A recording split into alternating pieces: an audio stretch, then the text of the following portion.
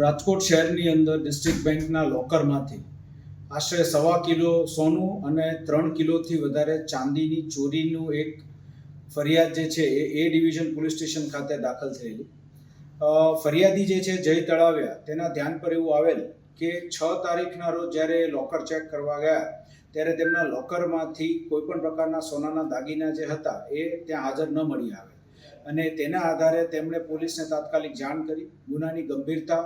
બનાવ સ્થળ અને જે રકમ ગયેલી હતી, એટલે કે જે સોના ચાંદીના દાગીના ગયા હતા તેનું જે અમાઉન્ટ હતું એને ધ્યાનમાં રાખીને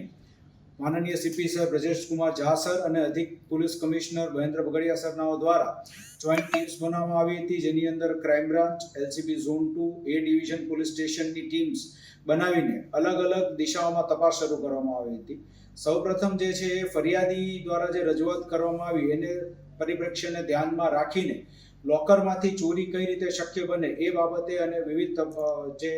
શક્યતાઓ હતી એની ચકાસણી કરવામાં આવી અને એ શક્યતાઓની ચકાસણી કર્યા બાદ જે બેંકના જ કોઈ કર્મચારીની આમાં સંડોવણી હોવાનું બહુ જ સ્ટ્રોંગ ચાન્સીસ હતા તેને ધ્યાનમાં રાખીને સીસીટીવી ફૂટેજ અને અન્ય ટેકનિકલ એનાલિસિસ આ જોઈન્ટ ટીમ દ્વારા શરૂ કરવામાં આવ્યું. તેના આધારે એવું ધ્યાન પર આવ્યું કે બેંકમાં કામ કરતા કર્મચારી અશોકભાઈ કોટક દ્વારા જ તે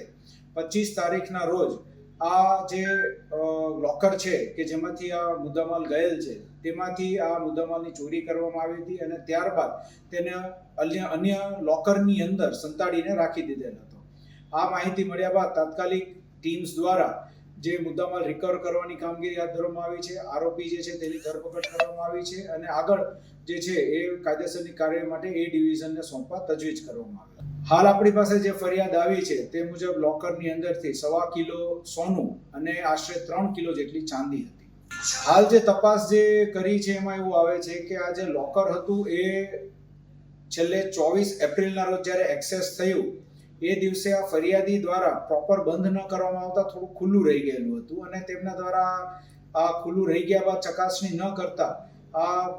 જે બેંકનો કર્મચારી જે પોતે લોકર ગાર્ડ તરીકે કામ કરે છે તેના ધ્યાન પર આવ્યું અને પછી તેણે તેમાંથી ચોરી કરી હતી. હાલ તે એકલાએ જ તે આ કર્યું હતું, તેની ઉપર ખૂબ જ મોટું દેવું થઈ ગયેલું હતું અને તેના માટે થઈને એણે આ ચોરી કરી હતી અને ચોરી કર્યા બાદ પછી આગળ દેવું ભરવાની આખી તજવીજમાં પડેલ હતું. હાલ જે છે એવી છે કે એણે જે આ સોના ચાંદીના જે દાગીના જે હતા